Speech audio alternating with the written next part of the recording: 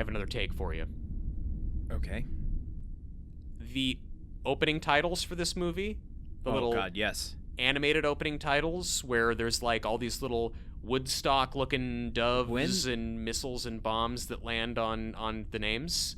When is the last time you saw animated titles? I'm trying to think. Did the Austin Powers titles animate like that, or they just kind of like had flowers and stuff? Colorful. They're colorful, and these are like basically just white line drawings. They're like political cartoon doodles. Yeah. Took them out of a Doonesbury in the 70s. Right. I'm gonna say too fucking cheeky. Take it out. You did not earn this kind of like this like Casino Royale opening fucking Casino goofy Royale. Cartoon. Oh, the Woody Allen version? Yeah, no, I'm not talking about the stoic brooding Casino Royale. I'm talking about the dumb goofy one. What? I mean, that would be just as incongruous if, like, over the parkour scenes at the beginning of that movie, you just see, like, little hand doodles, like a Pink Panther style, cat and mouse chase between two characters. Yeah. Daniel Craig grabbing one of the cartoon bombs and throwing it at the bad guy, and it's Rocky and Bullwinkle. The opening credits for the Daniel Craig Casino Royale with the Chris Cornell song, those are really cool opening credits, but these are dumb. I don't know. I just like that's setting this movie up for a level of farce and mischief and comedy that is not present. You are selling us a bill of goods movie with these titles. I have something I want to ask. I'm a little nervous, Truman. You ask me a lot of questions that make you nervous. I think we got to work on our relationship here. Listen, I want you to know that I love you and I support you. Oh my God! And that my questions are not intended to humiliate you. Oh no! I think I see where this is going. Okay, ask me the question. It's more of a statement. Okay. And the statement goes like this. Okay. Wigs, wigs, everywhere wigs. Okay, this is my unvarnished and honest response. Were there wigs in this movie? Question mark. I guess Willem Dafoe. Obviously, that's a bald cap. Yes, correct. Yeah, okay, I called that one. Yeah, thank you. You did. You got that one. Because his hair doesn't look like that, and he was probably shooting The Life Aquatic around this time, and his hair was different in that movie. This, I think, is maybe our most wig-heavy movie. Oh, dog, I had no idea. You could have fooled me. All right, let's go down the list. How do you recognize a wig? How do you know when someone's wearing a wig? Please tell me. Well, okay. Five. For one thing, I listen to audio commentary. But for another, there's a certain, like... It's kind of ephemeral. I don't know how to describe it exactly. Great, you can look at a hair. Maybe it's because my grandparents worked in hair. Like my grandmother owned a salon. My grandfather was a barber. Like, there's just a certain nature to wig hair that is different than like even just styled hair. That is, it's hard to explain what that difference is, but you kind of can see it. Like, once you start to see it, you can't unsee it. Is it possible that it's not me being wig blind, but it's that your genetic history leads you to be wig sensitive? Could be. I mean, I would go more with that than wig hallucinating, like you've accused me in the past. But okay, but I've also wig hallucinated at times, so it's like I'm not accusing you of doing anything that I don't do myself. Let's go through the list here. Yeah. You got the obvious one, Willem Dafoe, not a wig, but bald cap. Marcia Gay Harden as First Lady. Okay, that's a wig, huh? All right, that's what wigs look like. In the commentary, Paul Weitz kind of takes her to task a little bit, going, she asked to wear a wig in this film, and, I said, of course, sure. Her hair looked like the hair that the wig has, but whatever. I let her wear the wig. I kind of like that. Like, Marcia Gay Harden is really only ever on one set. It seems like this is 2 days of shooting. Hell yeah, girl, demand a wig. Get it. Well, I think a lot of actors have their own wig person, especially for a lower budget movie like this. So, like, employing someone that you know and respect and know are going to make you look good, I'm all for that. Maybe if I intern with a wig person, maybe that would teach me the ways. Okay, Chris Klein at the beginning of this movie before he gets his army haircut. I just thought that he had good hair and then he cut it for the movie. See, now I knew that would be a thought in your head, and it gave me something to respond to that with, which is the consistency that a character needs, and especially if you're going back and doing reshoots or you're doing things out of sequence, as movie sets often require. Yeah. Like, they're gonna have the shortest hair that you have in the film and then give you wigs for longer pieces. Interesting. I'm gonna just take a guess. I don't know this for sure, but I'm gonna say American Dreamz probably doesn't take like a Steve McQueen level shooting chronologically to get some sort of realism out of it. You don't think Paul Weitz is doing that? You don't think that's his? No, that's his not MO? with this one. No, you don't feel that, huh? I have to be honest. I'm not sure about Dennis Quaid. I wouldn't be surprised, but it could go either way on that one for me. Yeah, okay. The biggest one that might make your jaw drop. Okay. Mandy Moore. No. She No? had gone back to her brown hair at this time, and so opted to go with a blonde wig instead.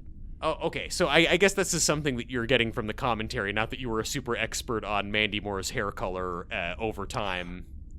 Well, no, I don't know about the hair color over time, but there are, like, especially when there is one scene, the after sex scene, where you can tell it's a wig.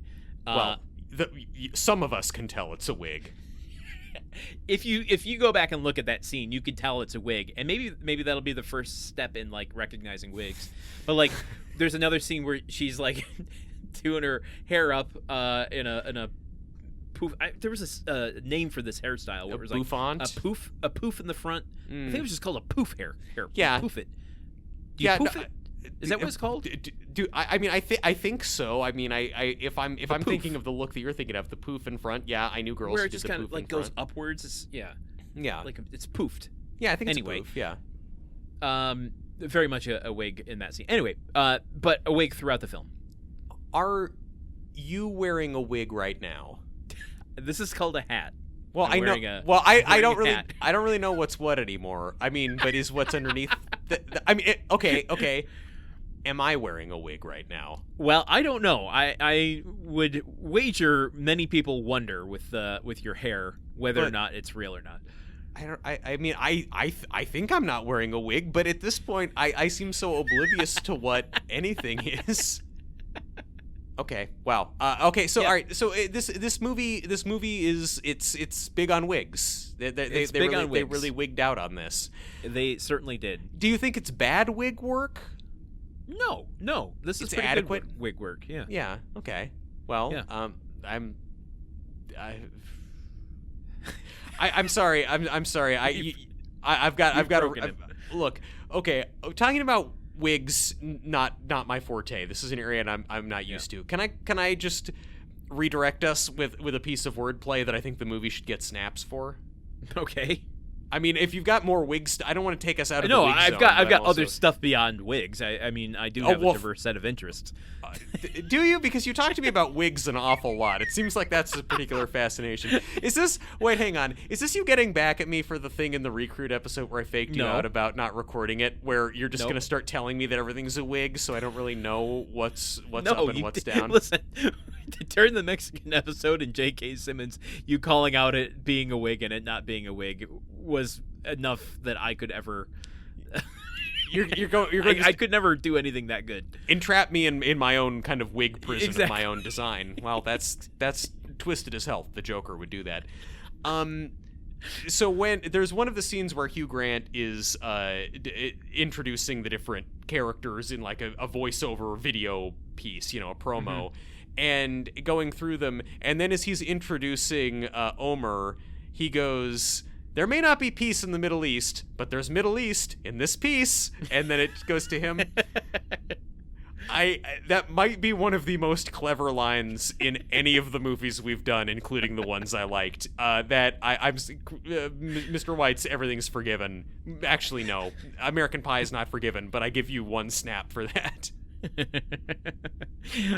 Yeah, there are little fun turns of phrases and things like that throughout this film. We didn't talk much about the contestants, and there are other things I want to talk about, but you mentioning that made me realize there's something I cannot let this episode go by without mentioning. The song "I'm a Rockin' Man." Yeah. We didn't talk about any of the other contestants and their songs, but there, you've got the heartthrob, Backstreet Boy type of guy. You've got the rapper, doing a what's it called? A rap. That's it. Yeah, he's doing a rap. Yeah. Why couldn't I think of that? The preferred term is rap song, actually. A rap song. Yeah, rap. He's doing a rap song. That's right. Yeah. And you've got the R&B singer. That's the one I mentioned last week that you get the typical Simon Cowell sort of parody of him saying, I felt this way once before, and it's right before I wanted to kill myself. I'm sorry. Goodbye. And that is such a brutal line. And it I think it's supposed to be played for comedy, but no one in the movie laughs. She is offended by it, and I'm like, ugh, that is just awful. Yeah. I feel like that's so much of what the outrage about American Idol at the time was that you're just watching people get put down and shamed and mocked on TV, which I agree. It's that's kind of gross, but also I think there's a lot of worse things going on in culture then and now. I don't think it was as destructive to our moral fabric as a lot of stuff has been. But as far as this movie goes, that moment sucked the air out of the movie. I'm just like, ugh. Yeah, there wasn't a lot of air to begin with. There wasn't. Anyway, we're seeing all these people do their songs and auditions, and there's the God, if I knew any American Idol contestants, I'd be able to pull out any of the rockers that got up there. But yeah, there's this just long-haired, sort of Nickelback / Creed style of rock singer singing a song called "Rockin' Man," in which the lyrics goes, "I'm a rockin' man, I'm a rockin' man." Look.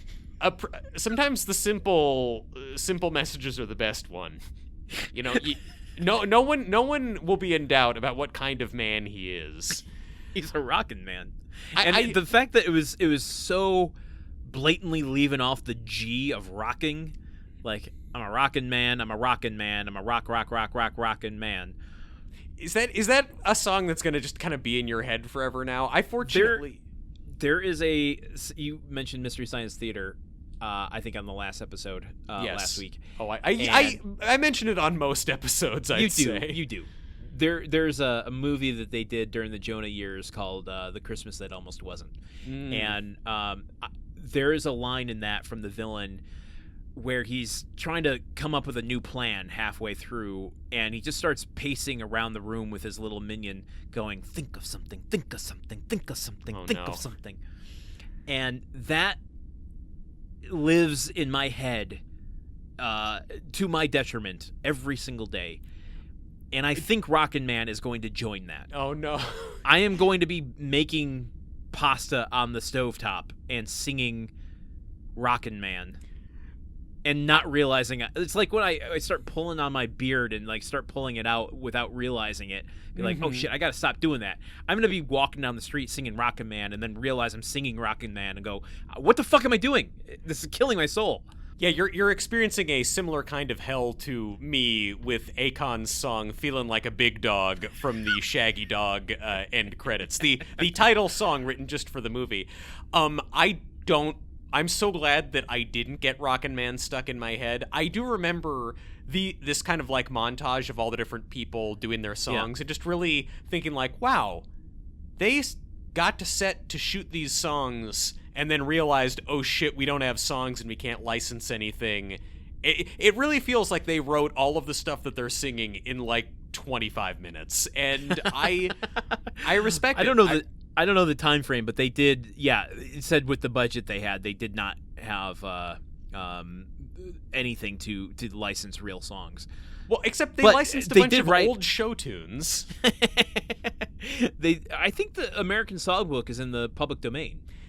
Greased Lightning is not in the public domain. My Way by Frank Sinatra, I'm pretty sure not in the... I think that one is. That's American Playbook stuff, yeah. Well, then why is that the theme song for our show, then? We can get that shit for free. I don't want to insert Porky's Groove Machine. I actually like their song better than his. Well, I don't know how it goes.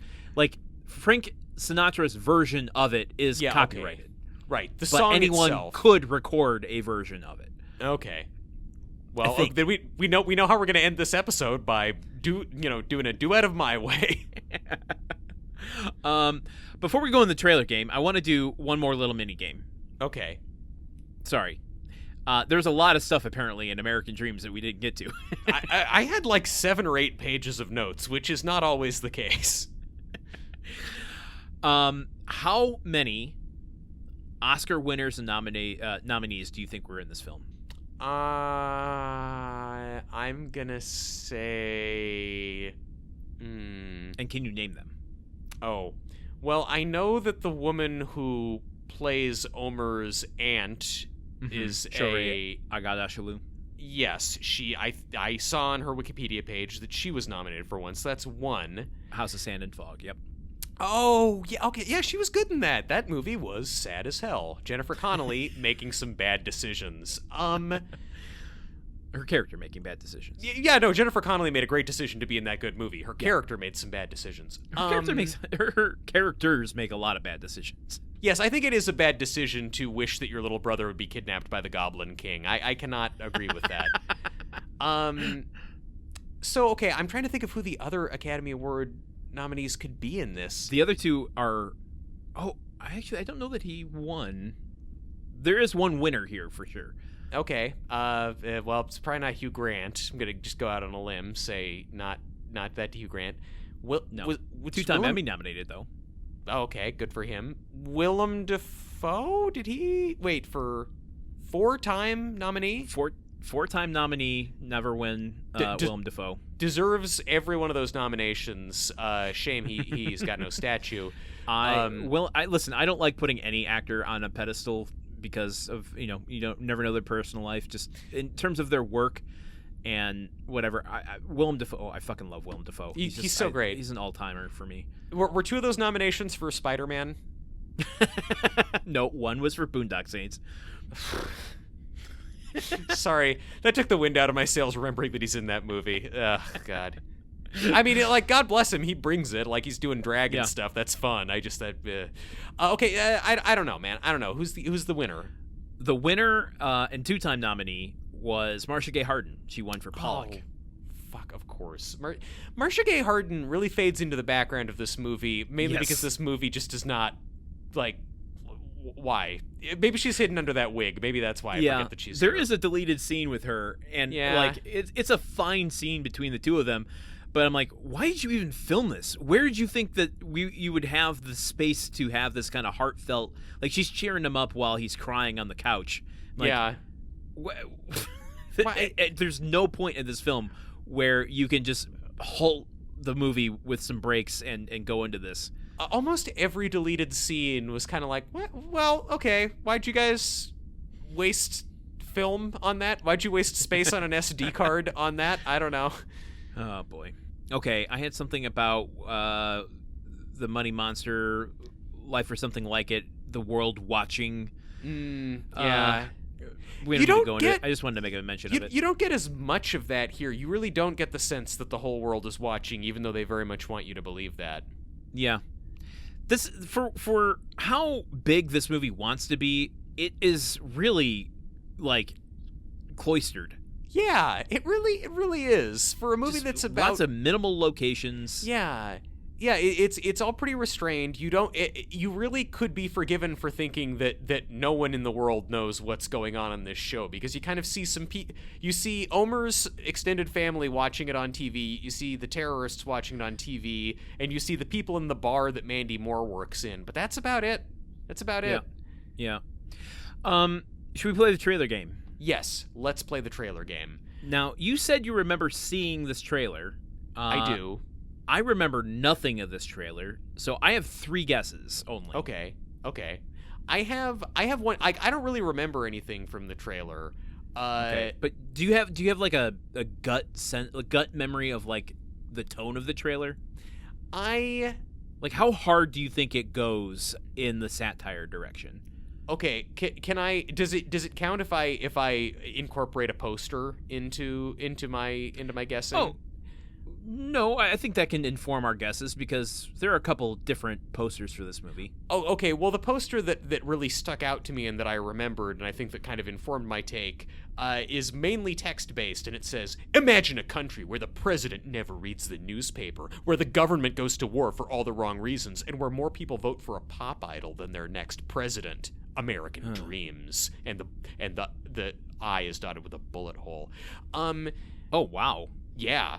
Right? Do you know what region that was? It's like, is that the international poster? Was that why they drummed up more? No, more I mean box office. I mean, it's very small pictures of all of the main cast along the bottom next to a graphic of the Statue of Liberty wearing sunglasses, rocking out at a microphone with big red boots.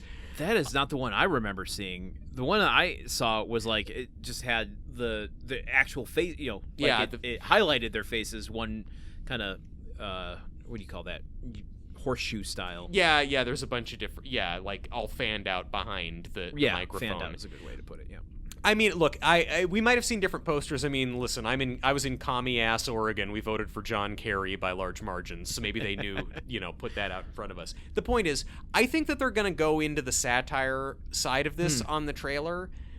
That's the thing I am most certain about being in this. This is kind of a niche and specific one, so bear with me.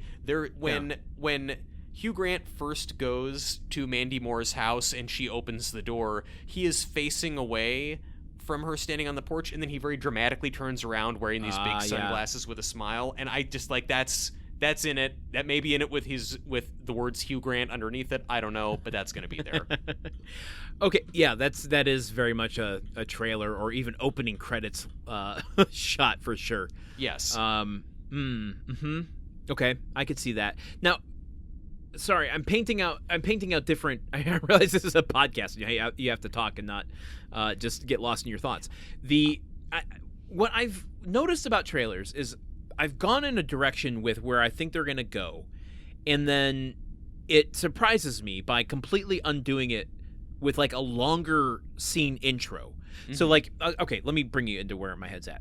You describing that shot of like Hugh Grant in, American Dreamz isn't like the introduction that Hugh Grant's in this movie, where like they might take snippets of that first sequence of him breaking up with that girl to go, we are number 1 in the ratings, I don't want anything to do with you. Like giving a long lead into the trailer with an actual like truncated scene and then going into the, the hijinks of it. I feel like I've been tricked many, many times on the show already. Yes, and you will be tricked many, many, many times going forward as well. Okay. One that I have introduces 2 characters.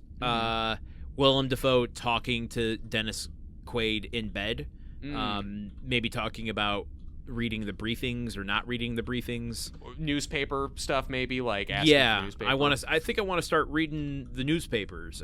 Yeah. You stopped your briefings, whatever. I can't remember the exact lines, but you get it. Yes. Is there going to be something of Omer screwing up in the terrorist training video, like him failing out? No? Well, maybe. I don't know how much we want to dissect this guess. I think the one thing that has to be there to set up terrorist entering a American Idol type of show is him singing and dancing in the tent. Okay. Yeah, okay, I'll go with that. He's singing and dancing in the tent. That gets that established. And the other, the lead terrorist coming in and breaking the record and saying, "What are you doing?" Yeah. Sounds good. Yeah. Okay, what else? What else you got? Mandy Moore saying, maybe her screaming. Like, I think they'll smush two moments together. Her screaming, and then they're gonna play it as maybe the same moment of her going, "Did you get that?" Mm-hmm. Yeah. Also, before anyone takes us to court for committing a crime, I just like to take a moment to acknowledge fucking Jennifer Coolidge is in this movie, and we didn't talk about her even a little bit. We did mention her. Caveat: Jennifer Coolidge is in this movie, not given a lot of opportunities to be great. Like, she is great, but there's just it's much like Jane Lynch in The Rocker, and it's like, why did you get this very funny person and have them do nothing? Why? It would be cheaper to go to central casting. Yeah. But I'm glad Jennifer Coolidge got paid. So I feel like, I mean, do you think it's her boyfriend in the truck in Iraq and the guy telling him don't get shot? I was just wondering about that. Do you think we'll see him get shot? I mean, is it a little too edgy for 2006? There were like a lot of soldiers dying then. Yeah.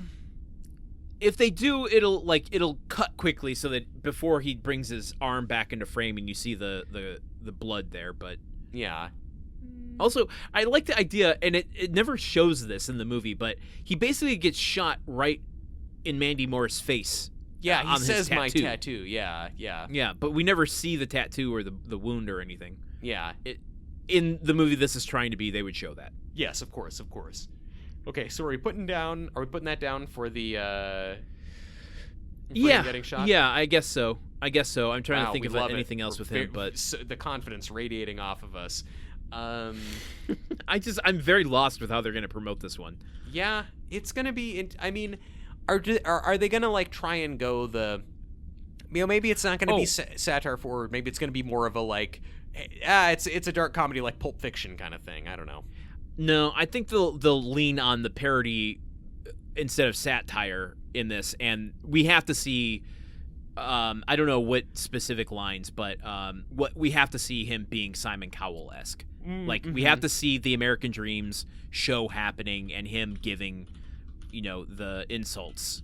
That is totally correct. Yeah, that feels safe that that's going to be a thing to open it, is somebody singing, and then we are revealed Hugh Grant talking about how shit it is. Yeah. I don't have any more guesses than that though. Yeah, no, that's fine, Landon. We out of 5 guesses, we've only made 6 guesses, so that's great. Closer to the agreed upon parameters than we've ever been. Cool. Do we want to watch this thing? Let's do it. PG-13. The director of About a Boy. Oh my God! Give me the There's CV. my guy. Okay. I'm kind of busy here. Weird. Doing what? Most powerful man in the world. For what for?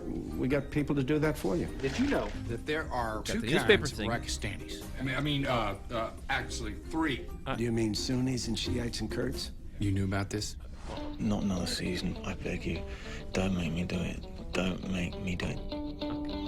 The most famous face in television. Oh, wow. Right, terrific. Okay, They're really explaining a lot with titles. They didn't have the budget to hire an announcer for this trailer. No, we they didn't have the time for a better amazing font. dreamers who are going to perform for you tonight. Only one All the will singers. become America's newest sensation. Sally Kendoo. Here we go. You've been selected to perform on the Screaming. show. Hell yeah. And they're gonna make her do it again? Stop screaming. You're gonna have to come out all over again because we didn't get it on camera. Okay. Boom. Yeah, okay, but didn't smush it with the wannabe star. I'm giving it to Smush us. it. Wait.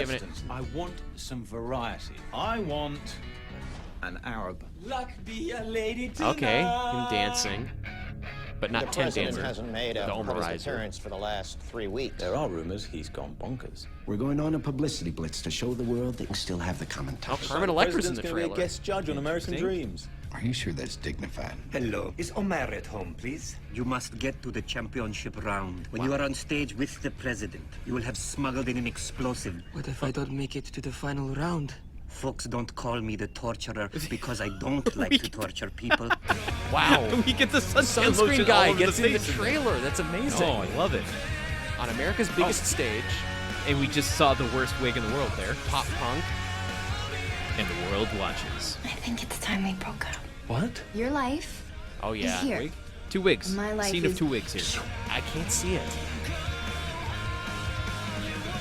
Wow. Their dreams and their fears. That's weird. One can become Can come quite true. detached from reality when one's famous. That sounds so cool. Good line. Wow. It's a What real the pleasure fuck? to meet you. I'm a big fan of your work. Cheeto? I'm good, thanks. Is a dang Cheeto in the White House. Cheeto. Well, I'm gonna say that trailer is better than the movie, and that trailer I remember watching. That was the trailer I watched because as I Okay. the scene in the hot tub where he says they don't call me the torturer because I don't like to torture people. That line stuck out for me. Like that's been in my head for a long time. I did not remember until watching it that like I saw that in the trailer, and I always like as a teenager was like, oh, it's good. That's clever writing. So I mean, I think the trailer takes all these disjointed stories and you watch the trailer thinking like, oh man, all these different storylines going on. How are they ever going to tie them together? That's going to be great. And then they actually don't tie them together very well. and it's bad. It's just jointed and messy. Yeah, that's the secret.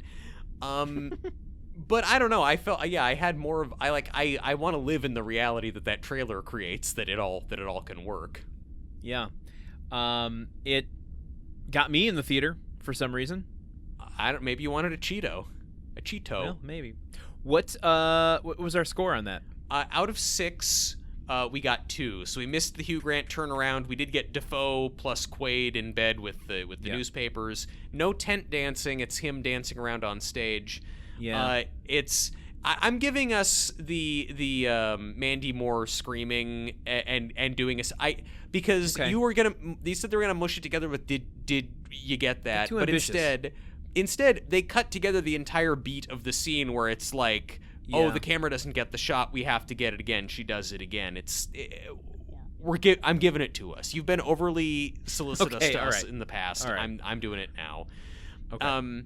No Chris getting shot. Her boyfriend isn't even really in this trailer. And just one quick shot, yeah. The breakup thing. She breaks up with him. Yeah, and then none of the Simon Cowell type put downs. It's really that is if you're showing American Idol, like why would you not do that? But also, you're showing a talent competition singing show that is hosted by a British man. That's enough for people to get what you're going for. Like, yeah, maybe a different trailer. I'm not gonna make us watch another one, but maybe a different one. Yeah, that didn't work out well last time you did that. I learned my lesson with Poseidon for sure. Yes, we all learned our lesson from Poseidon, which is that boats cannot go upside down. If you are on an upside down boat, get out. All right, well, is there anything we didn't talk about? I mean, besides the million things we didn't talk about regarding American Dreamz? We didn't talk about Seth Meyers. No, we didn't talk about Seth Meyers. Yeah, well, I mean, you take an entertainment industry satire in which the host of a late-night political comedy show plays a role as an agent in it. Are we talking about Death to Smoochie, or are we talking about American Dreamz? Who can say? Who can say? Okay, well, I guess then, with only a few episodes left of the show. Oh my gosh. Well, the season. Yes, of the season. Well, I don't know. Maybe after one season, the machine will let us go. Yeah, I don't know. I don't think bring in new hosts. I don't feel like we've demonstrated. I don't think we've demonstrated the requisite personal growth to escape from this Black Mirror type scenario we find ourselves in.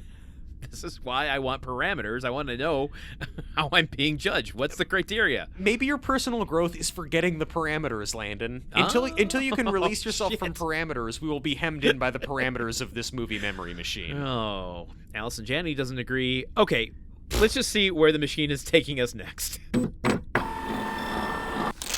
All right, looks like we're heading to, oh, that's exciting, December 25th, 2023.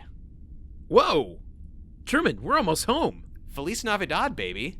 Oh my goodness, we might end the season. What if the machine transports us back to modern time at the end of the season?